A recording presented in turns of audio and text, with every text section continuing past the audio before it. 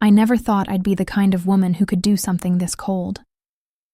But there I was, standing at the window of my empty living room, watching Brandon's silver SUV pull into the driveway.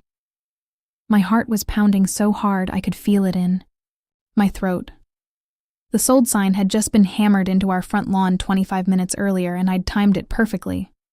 I wanted him to see it the moment he arrived home. Through the glass, I watched his face change. First confusion, then shock, then something that looked like pure panic.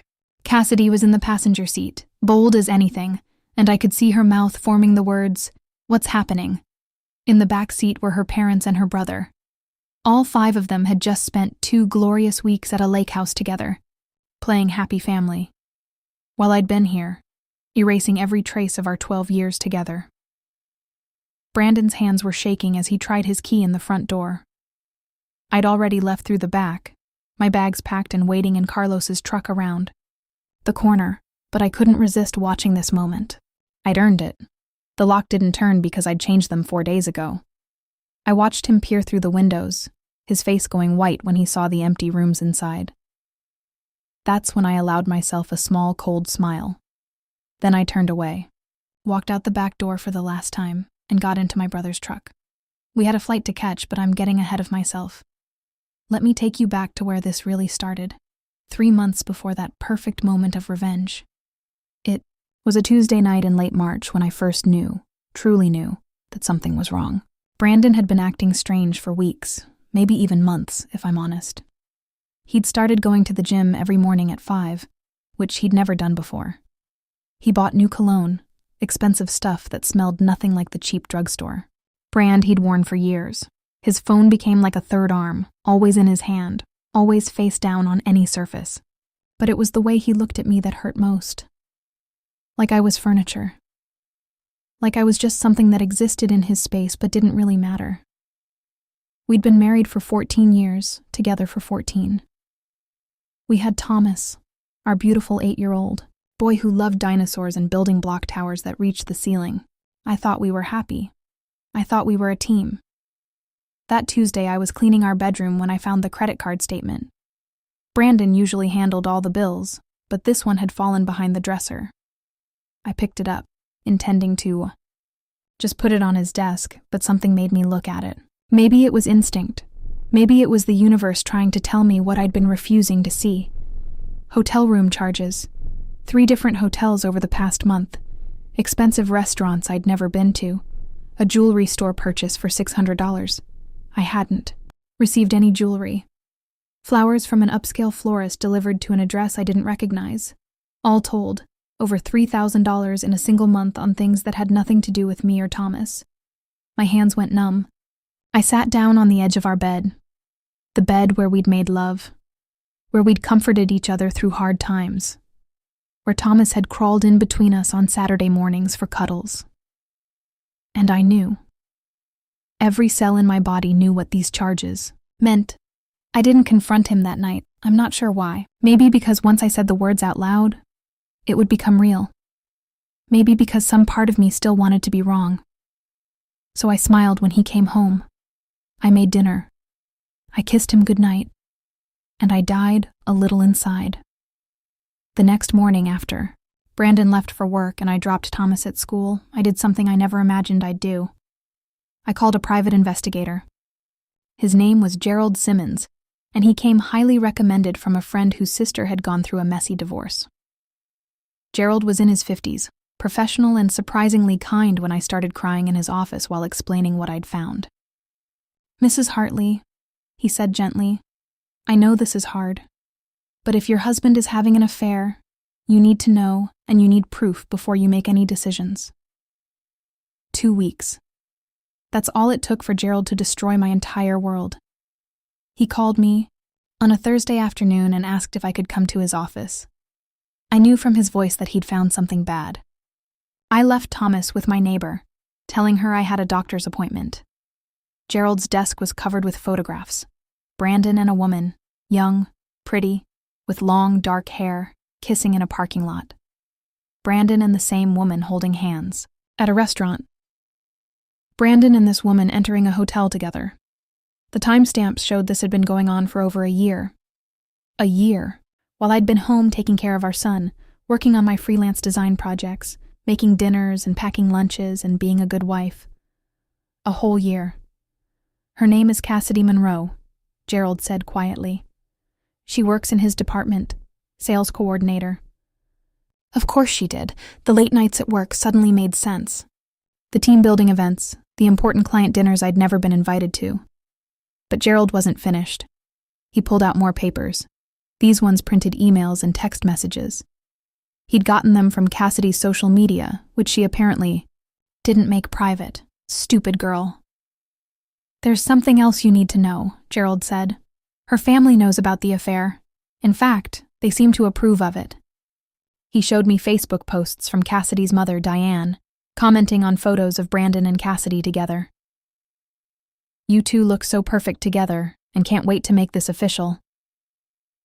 There were pictures of Brandon at what looked like a Monroe family barbecue. Brandon playing basketball with Cassidy's younger brother, Justin. Brandon sitting at their family dinner table. He'd been living a double life, a whole secret life with this woman and her family, while I sat at home wondering why my husband didn't love me anymore. I didn't cry in Gerald's office. I think I was too shocked, too numb. I took the envelope of evidence, thanked him, and drove home in a daze.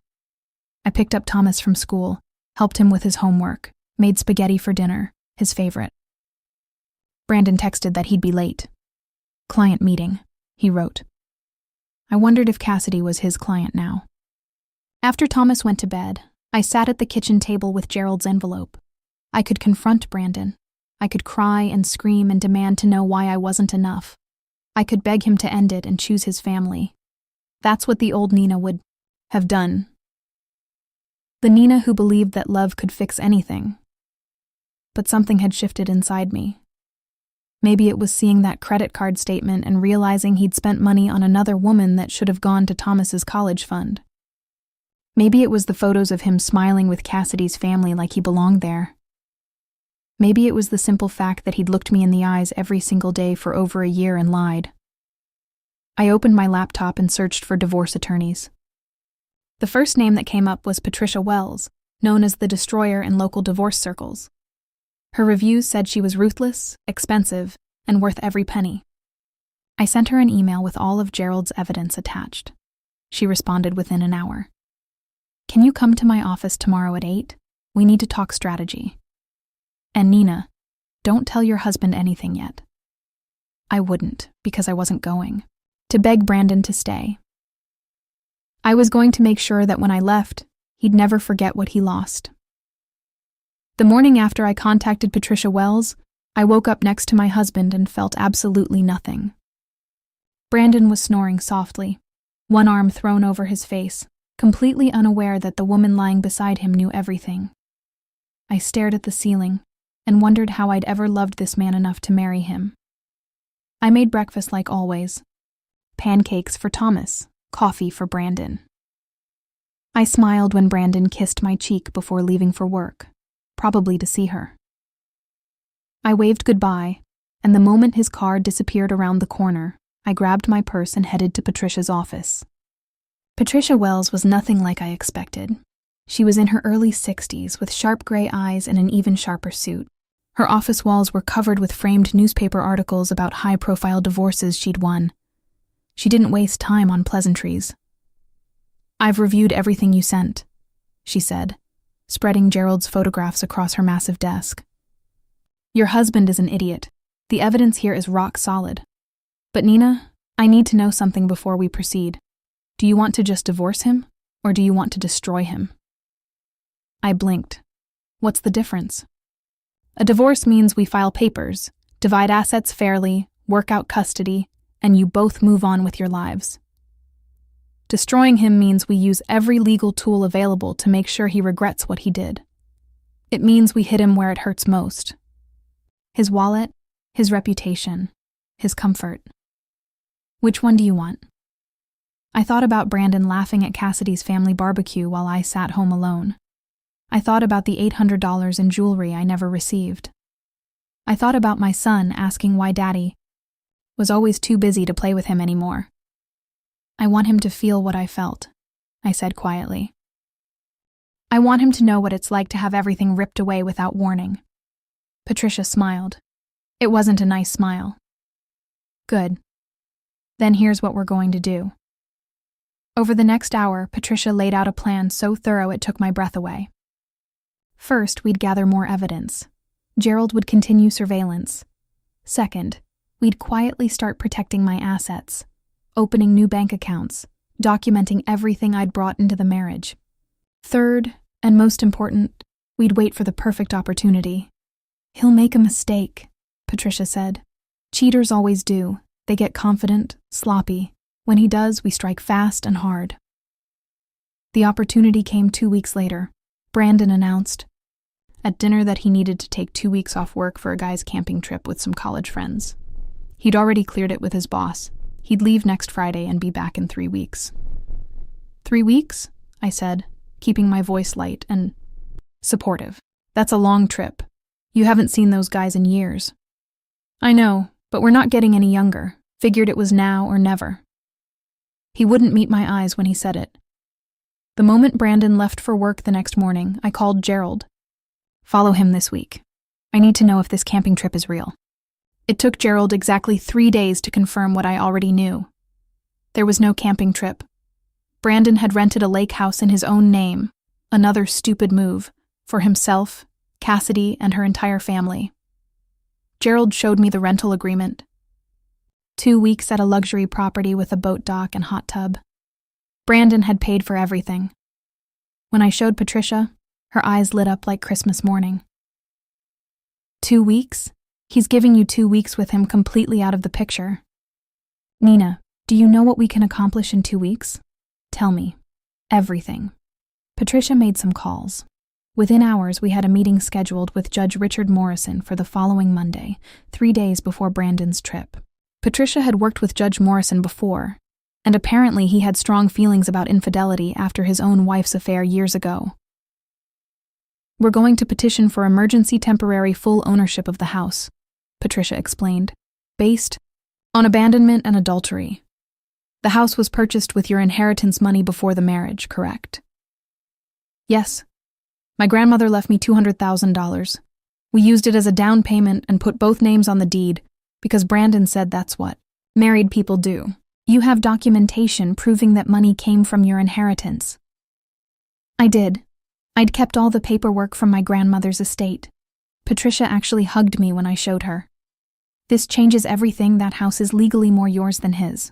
With the right judge and the right circumstances, we can get you temporary full ownership. And once you have that, you can sell it. My heart started pounding. Sell it. Sell our house. Why not? You're getting divorced anyway. The house would be divided in the settlement. But if you sell it now while he's gone, for cash to a quick buyer, he comes home to nothing. No house, no wife, just divorce papers and an empty lot. It was cruel. It was extreme. It was perfect. The next week was a blur of activity. Patricia filed the emergency petition. Gerald provided sworn statements and photographic evidence of the affair. I met with Judge Morrison in his chambers, bringing Thomas's baby book and our wedding album to show what Brandon was throwing away. Judge Morrison was a grandfather with kind eyes that turned ice cold when he looked at the photos of Brandon and Cassidy. Mrs. Hartley, I'm granting your petition for temporary full ownership based on abandonment, adultery, and the fact that the property was purchased primarily with your premarital assets. You have 2 weeks to do whatever you need to do. After that, we'll revisit this in the formal divorce proceedings. I actually cried when he signed the order. Patricia squeezed my hand. Now the fun part, she said. Let's sell a house. Monica Reed was a real estate agent who specialized in quick sales. Patricia connected us the same day. Monica came to the house that evening, walked through every room, and gave me a number. In a normal market, with proper staging and time, you could get $490,000 for this place, but you need to sell in a week. I have an investor who buys properties for cash. He'll probably offer $375,000, maybe $380,000 if the inspection goes well. I didn't care about the money. How fast can he close? If everything checks out, 6 days. Do it. While Monica handled the sale, I started the hardest part, packing up 14 years of my life. My brother Carlos took time off from his moving company to help me. He brought his crew and we worked like people fleeing a natural disaster.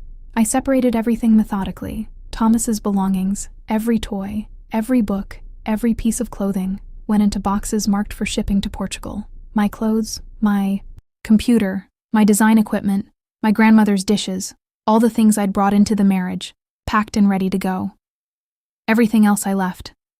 The furniture we'd bought together, the decorations, Brandon's clothes, his golf clubs, his collection of expensive watches. I didn't take a single thing that was his or ours together. Monica arranged an estate sale company to come liquidate it all after I left. The hardest moment came when I was packing up our wedding photos. There we were, so young and happy, Brandon, looking at me like I was his entire world. I'd been 24 years old and so sure I'd found my forever person. "You okay, sis?" Carlos asked gently. I looked at that young, naive version of myself in her white dress and felt sorry for her. She had no idea what was coming. "I'm fine, just saying goodbye to someone I used to be." Brandon had never felt more alive than he did on this trip. The lake house was perfect. Huge windows overlooking the water, a speedboat tied to the dock, and best of all, no Nina nagging him about every little thing. He stretched out on the deck chair, beer in hand, watching Cassidy and her brother Justin race jet skis across the lake. "You look relaxed," Diane said, settling into the chair next. To him, Cassidy's mother had been nothing but welcoming all week. "Much better than those pictures Cassidy showed me of you at your house. You always looked so tense there." Brandon nodded. "Nina doesn't really understand how to have fun anymore. Everything's always about Thomas or her little design projects. She doesn't get that I need to live a little too, you know?" Diane patted his arm sympathetically. "Well, once you two make this official, you'll be part of our family. We know how to enjoy life." Official? Brandon hadn't actually told Nina he wanted a divorce yet, but he'd been thinking about it constantly this week. Why shouldn't he be? With someone who made him happy? Someone young and exciting who didn't spend all day in sweatpants working from home? He'd already talked to a lawyer buddy from college, who'd given him some advice about hiding assets before filing. Transfer money slowly into a separate account, undervalue possessions, maybe give some valuable items to friends to hold on to until after the divorce was settled. His buddy had warned him that Nina might get the house since her inheritance paid for most of it, but Brandon figured he could negotiate. Nina was soft. She'd probably accept whatever he offered just to avoid conflict. The 2 weeks flew by in a blur of barbecues, boat rides, and late nights in the hot tub. Cassidy draped herself over him constantly, and her family treated him like he was already Cassidy's husband. Her father, Kevin, taught him to fish. Justin treated him like a big brother, asking for career advice. Diane cooked enormous meals and took pictures of everyone together, posting them to Facebook with captions like, "Family time is the best time." Brandon felt a small twinge of guilt when he thought about Thomas. His son was a good kid, and Brandon did love him, but he'd still see Thomas on weekends after the divorce. Kids were resilient. Thomas would adjust. And honestly, being a full-time dad was exhausting. Brandon looked forward to being the fun weekend dad instead. On the last night, at the lake house, Cassidy's family threw a farewell dinner. Diane made a toast to new beginnings and to people brave enough to choose happiness. Everyone clinked glasses, and Brandon felt proud. He was brave. He was choosing happiness. The drive home took 6 hours. Brandon drove with Cassidy in the passenger seat, her parents and Justin in the back of his SUV. They played music loud and laughed about the best moments of the trip. Brandon felt loose and free in a way he hadn't felt in years. As they got closer to town, Cassidy started scrolling through the photos on her phone. "Look how good we look together," she said, showing her mother a selfie of them on the boat. "Brandon's so much more photogenic than I expected." "You should post that one," Diane said. "Let people see how happy you are." Brandon felt a flicker of worry. Maybe wait until after I talk to Nina. I don't want her finding out about us from Facebook. Cassidy rolled her eyes. Brandon, we've been together over a year. If she hasn't figured it out by now, she's blind. He supposed that was true. Nina never checked his phone, never questioned where he was. She was either incredibly trusting or incredibly stupid. Probably both. Brandon turned onto his street, already thinking about how he'd act when he saw Nina. Friendly but distant, he'd shower first, wash away any trace of Cassidy's perfume, then tell Nina he was tired from the trip and go to bed early. Tomorrow he'd start looking for a new apartment somewhere close enough to see Thomas, but far enough that Nina couldn't just drop by. Justin was telling a story about the fish that got away when Cassidy suddenly gasped. Brandon! Brandon! Stop! The car! What? He was in the middle of the street, still 50 yards from his driveway. Why is there a sold sign in your yard? Time seemed to freeze. Brandon's brain couldn't process what Cassidy was saying. He looked up, and there it was. A big red and white Century 21 sign, stabbed into his front lawn with the word sold in huge letters across the top. That's impossible, he whispered. His foot slipped off the brake and the car rolled forward. He barely managed to pull into the driveway, his hands shaking so badly he could hardly grip the wheel. Everyone piled out of the car. Brandon walked toward his front door like he was in a dream. A bad dream. A nightmare. This couldn't be real. There had to be some explanation. Maybe Nina had finally agreed to sell and move somewhere bigger for Thomas, but she would have called him. She would have told him. He pulled out his keys, his hands trembling. The key slid into the lock but wouldn't turn. He tried again. Nothing. Nothing. The lock's not working, he said stupidly. Kevin stepped forward. Let me try. But he couldn't get it to turn either. Brandon pressed his face against the window beside the door and felt his stomach drop into his feet. The house was empty. Completely empty. No couch, no TV, no dining table, no pictures on the walls. Nothing. Just bare floors and blank walls and terrible, crushing emptiness. What the hell is going on? Cassidy demanded, her voice getting shrill. Where's all your stuff? Where's your wife? Brandon's phone was in his hand before he even realized he'd pulled it out. He called Nina. The call didn't even ring, just went straight to a recorded message. The number you have dialed is no longer in service. No, no, no, no. He tried. Again. Same message.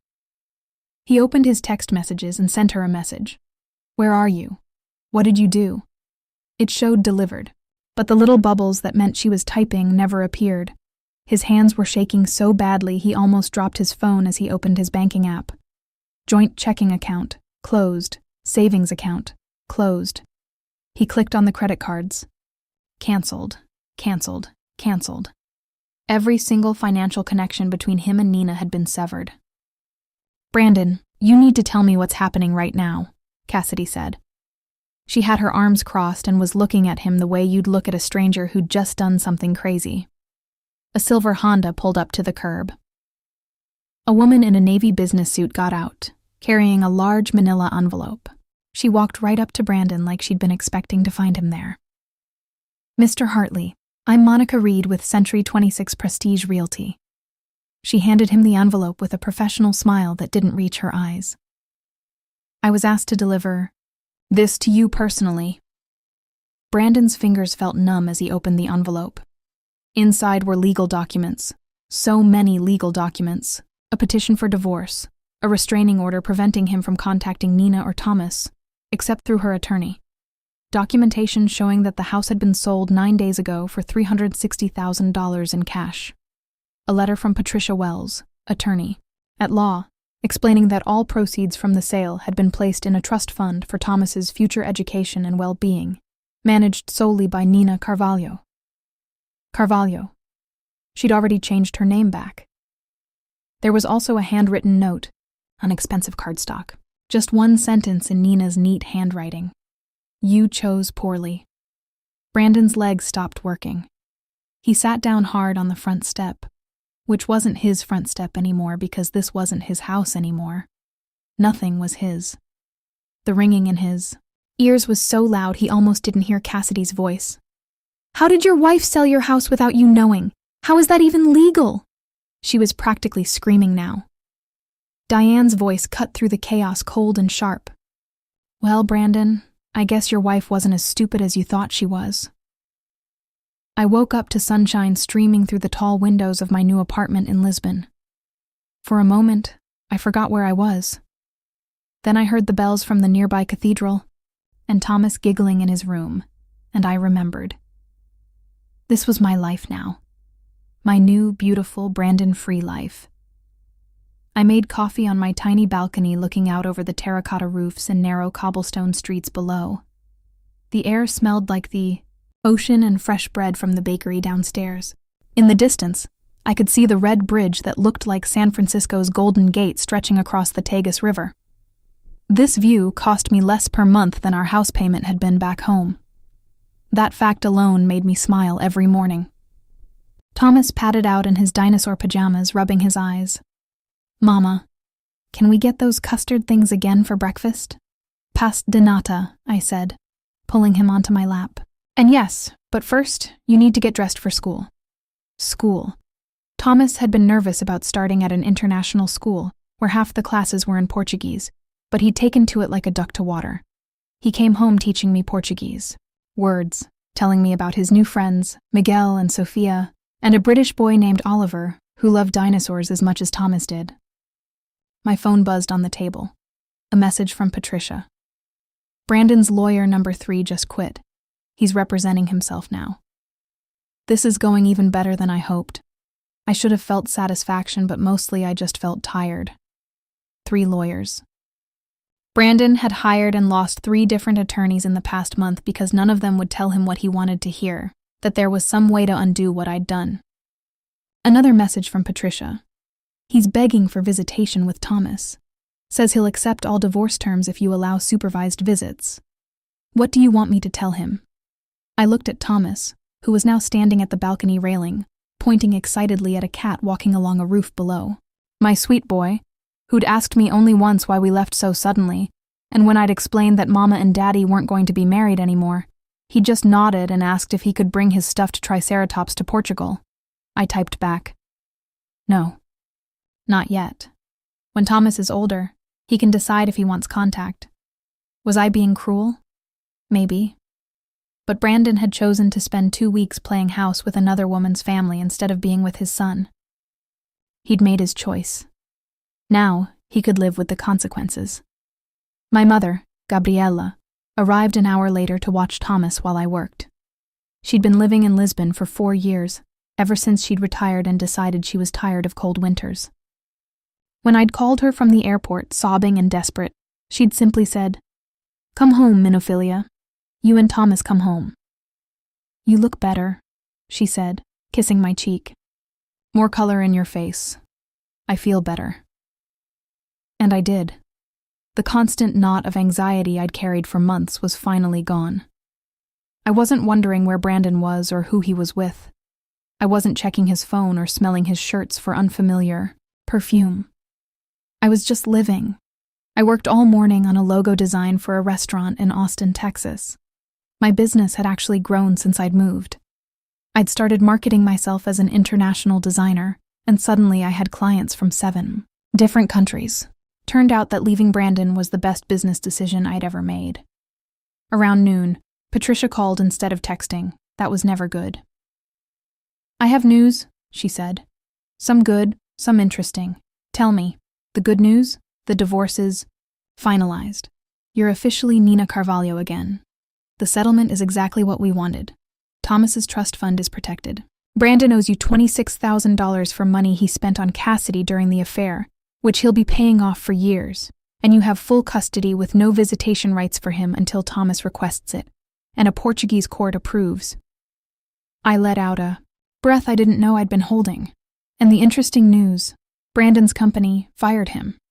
Apparently someone anonymously sent HR evidence that he was having an affair with a subordinate, which violated their ethics policy. He's been unemployed for 3 weeks.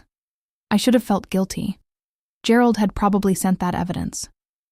I hadn't asked him to, but he was protective of his clients. But I couldn't make myself care. Brandon had made his choices.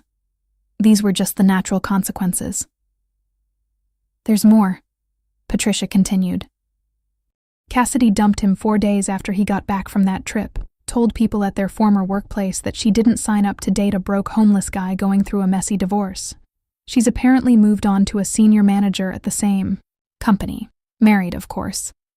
So Cassidy was exactly who I'd thought she was, a woman who chased married men for the thrill of it.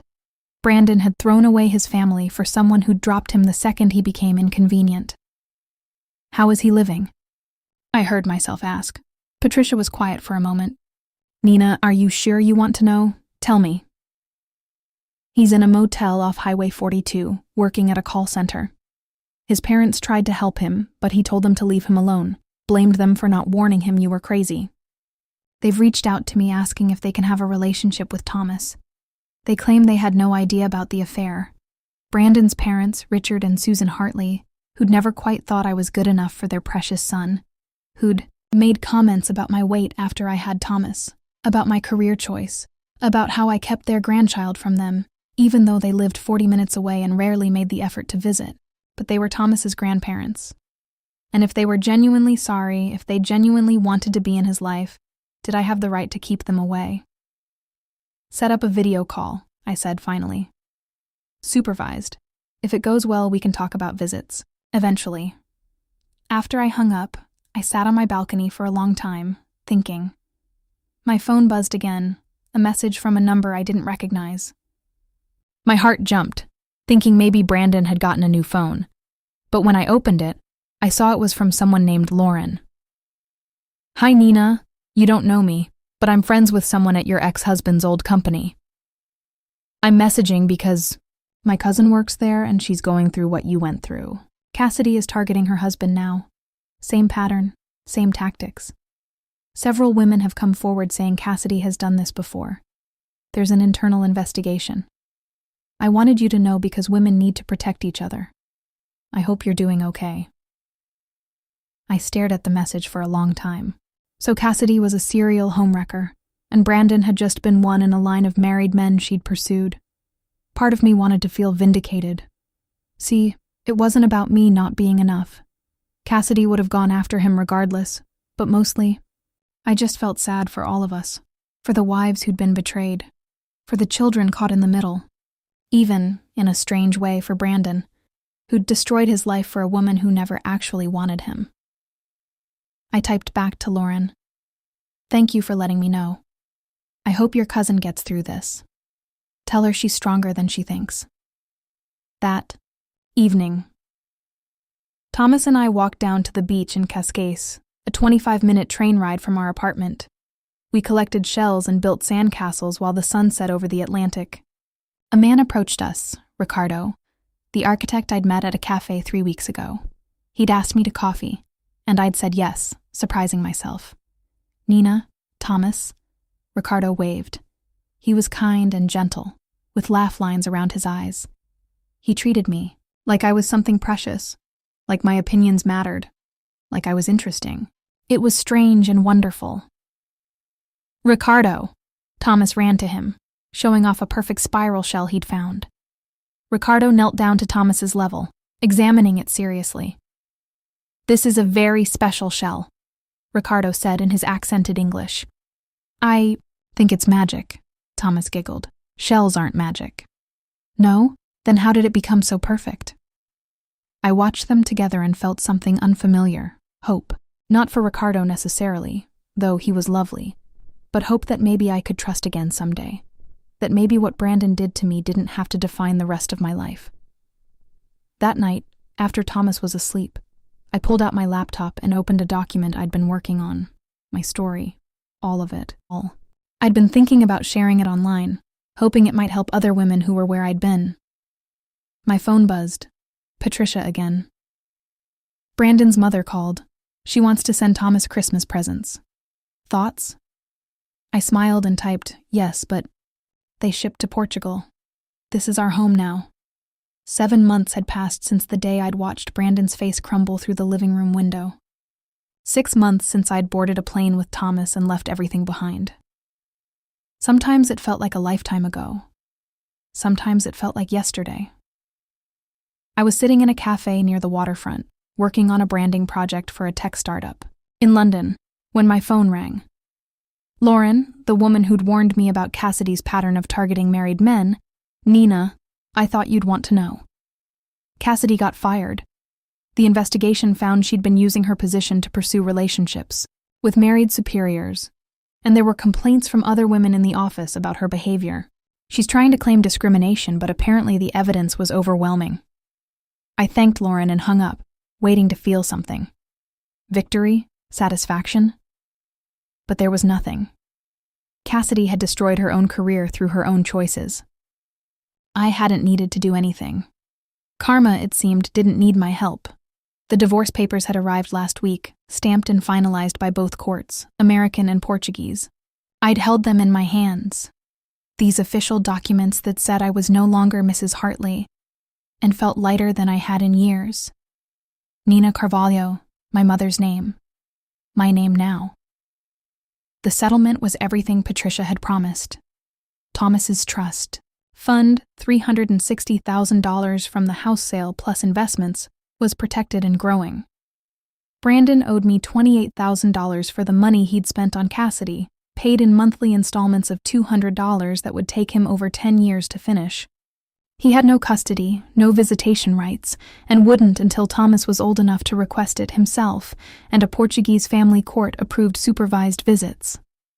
Brandon's parents had been video calling with Thomas once a week for the past month. The first call had been awkward, with Richard and Susan apologizing stiffly while Thomas showed them his dinosaur collection, oblivious to the tension. But they'd been consistent, never missing a scheduled call, always asking about Thomas's school and friends. Last week, Susan had cried when Thomas sang her a Portuguese song he'd learned. "Can Grandma and Grandpa visit sometime?" Thomas had asked me after the last call. "Maybe," I'd said. "We'll see how things go." I was learning to separate Brandon's parents from Brandon himself. They'd been blind to their son's faults, but they genuinely loved Thomas.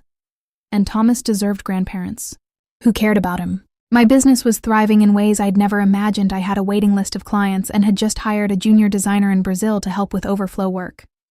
I'd raised my rates twice and clients still kept coming. Turned out that when you weren't constantly distracted by a failing marriage, you could actually focus on building something meaningful. Ricardo and I had been seeing each other for 4 months now. He was patient with my wariness, never pushing for more than I was ready to give.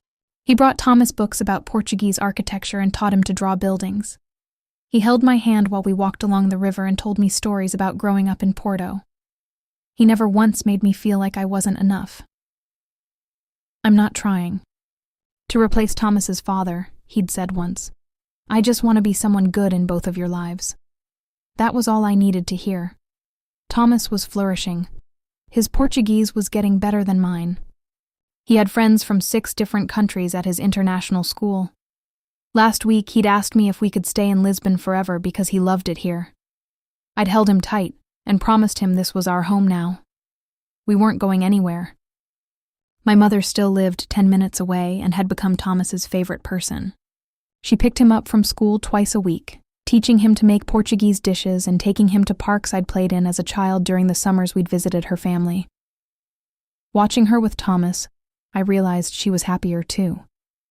She'd left her own unhappy marriage years ago, and seeing me do the same had created a new bond between us. "You did what I should have done 24 years earlier," she told me once. "You chose yourself and your child. I'm so proud of you, Minafila." I'd started writing my story in a private blog mostly for myself, a way to process everything that had happened. But last week, I'd made it public. I called it "The Woman Who Disappeared: How I Sold My House and Started Over." The response had been overwhelming. Thousands of views in 3 days, hundreds of comments from women sharing their own stories of betrayal and escape. Some were still stuck, afraid to leave. I responded to as many as I could, offering encouragement, sharing Patricia's name for those who needed a fierce attorney, reminding them that they were stronger than they knew. One message stood out. It was from a woman named Jennifer whose husband had been cheating with a coworker for 2 years. She'd been planning to confront him, to beg him to choose their family. After reading my story, she'd contacted a lawyer instead. "You showed me I didn't have to beg someone to value me," she wrote. "You showed me I could choose myself. Thank you." I cried reading that. If my pain could help even one woman find her strength, then maybe it had all been worth something. Patricia called one afternoon while I was picking Thomas up from school. "I have news about Brandon. His parents wanted me to tell you." My stomach tightened. "What happened?" "He's in therapy. Started about a month ago. Apparently he had some kind of breakdown at work, the call center job. And his manager insisted he get help. His parents are paying for it since he can't afford it himself." I didn't know how to feel about that. Was he actually trying to deal with what he'd done? Or was this just another attempt to make himself look better? "His therapist suggested he write you a letter," Patricia continued, "not to send, just as part of his work.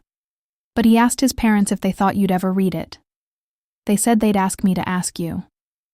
"No," I said immediately. Then I paused. "Actually, wait. Is it an apology letter or is it him making excuses?" "His mother says it's an apology. But Nina, you don't owe him anything, not even reading his words." She was right. I didn't owe Brandon anything. But part of me was curious. Part of me wanted to know if he actually understood what he'd destroyed. "Tell him he can send it to you. You can read it first. If it's genuine, you can forward it to me. If it's garbage, delete it." 2 weeks later, Patricia called again. I read the letter. It's actually pretty honest. No excuses. Just acknowledgement of what he did and how it affected you and Thomas. He doesn't ask for anything. No forgiveness, no contact, nothing. Just says he's sorry and he understands why you'll never trust him again. "Send it to me." The letter was 3 pages long. Brandon described the therapy sessions where he'd had to face what he'd done. How he'd convinced himself that Nina was boring and Cassidy was exciting, when really he'd just been selfish and immature. How he'd thrown away the best thing in his life because he'd wanted to feel young and desired. How he thought about Thomas every day and knew he'd failed as a father. He didn't make excuses about Cassidy manipulating him or his parents not raising him right. He owned every choice he'd made. At the end he wrote, "I know I can never fix what I broke. I know Thomas deserves better than a father who chose a 2-week vacation over 12 years of marriage. I'm not asking for forgiveness because I don't deserve it. I just wanted you to know that you were right to leave. You were right about everything. I hope you're happy now. I hope Thomas is happy. You both deserve happiness. And I'm sorry it took losing you to understand what I had." I read it 3 times. Then I saved it in a folder and closed my laptop. Maybe one day I'd show it to Thomas when he was old enough to understand. Maybe Brandon would actually become the person he claimed to want to be. Maybe not. Either way, it wasn't my problem anymore. That evening, I stood on my balcony watching the sunset paint Lisbon in shades of gold and pink. Thomas was inside with Ricardo, both of them building an elaborate castle out of blocks. My mother was making dinner in the kitchen, singing along to Portuguese fado music. This was my life now, messy and complicated and beautiful and mine. I'd started as a woman who'd lost everything, but I'd become a woman who'd chosen to save herself. And that made all the difference.